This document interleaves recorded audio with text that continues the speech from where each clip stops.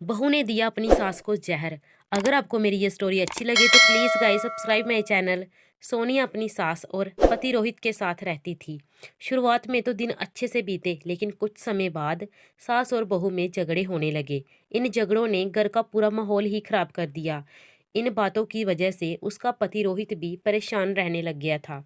सोनिया को लग रहा था कि अब वो अपनी सास के साथ नहीं रह सकती, क्योंकि रोज़ रोज़ के झगड़ों के कारण पूरे परिवार में उसकी बदनामी हो रही थी और पति की गरीबी की वजह से दूसरा घर लेकर रहना भी संभव नहीं था।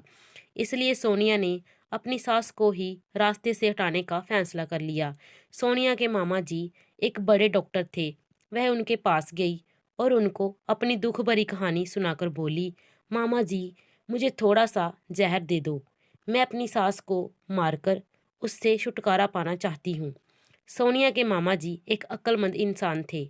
वो उसकी समस्या समझ गए और उसके समाधान का एक तरीका निकाला और कहा, बेटी, अगर तुम अपनी सास को मारने के लिए जहर का इस्तेमाल करोगी तो सब लोगों को तुम पर शक हो जाएगा और तुम जेल चली जाओगी। इसलिए मैं तुम्हें एक ऐसी दवा दे रहा हूँ कि जिससे धीरे धीरे शरीर में जहर का असर होता चला जाएगा और फिर तुम पर किसी को शक भी नहीं होगा। बेटी, तुमको ये काम करना है कि रोजाना तुम्हें कुछ अच्छा खाना बनाकर उसमें ये दवा डाल देना है। और हाँ, तुम इस बात का ध्यान रखना कि इतने दिन तुम्हें अपनी सास के साथ बहुत प्यार से रहना, ताकि किसी को तुम पर शक भी ना हो सके।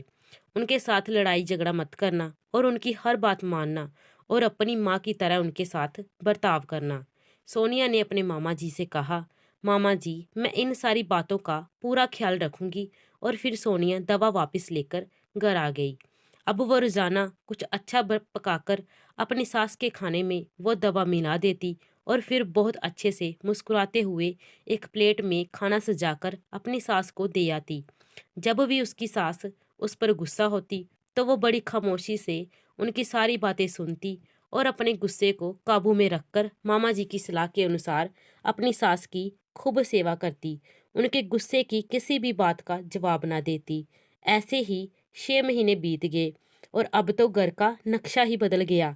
सास ने जब देखा कि मेरी बहू मेरी बहुत ख्याल रखती है और मेरी किसी बात का जवाब नहीं देती, तो सास को भी बहू से मोहब्बत हो गई। तो वो उसे अपनी बेटियों की तरह मानने लगी। सास का अच्छा व्यवहार देख सोनिया भी अपनी सास को अपनी माँ की तरह समझने लग गई और उनके साथ बहुत प्यार और मोहब्बत से रहने लगी। सोनिया के इस अच्छे व्यवहार की वजह से उसका पति रोहित भी सोनिया से बहुत खुश रहने लगा और सोनिया के अच्छे संस्कार की पूरे परिवार में चर्चा होने लगी। सब उसकी बहुत तारीफें करते थे।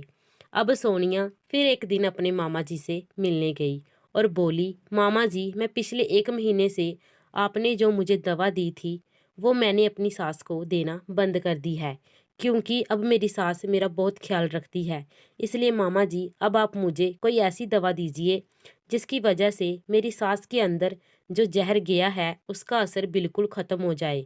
मामा जी ने हंसते हुए कहा, बेटी, तुमको डरने की ज़रूरत नहीं है। मैंने तुमको उस दिन जहर की दवा नहीं दी थी, बल्कि तुम्हारी सास के लिए ताकत की दवा दी थी, क्योंकि जहर तुम्हारे दिमाग और व्यवहार में था। लेकिन अब तुमने अपने प्यार और मोहब्बत से उस जहर को ख़त्म कर दिया है। जाओ और एक खुशहाल जीवन जियो अपने पति और सास के साथ। मेरे प्यारे दोस्तों, याद रखना, हमारा व्यवहार, हमारे शब्द और लहजा तय करता है कि दूसरे हमारे साथ कैसा व्यवहार करते हैं।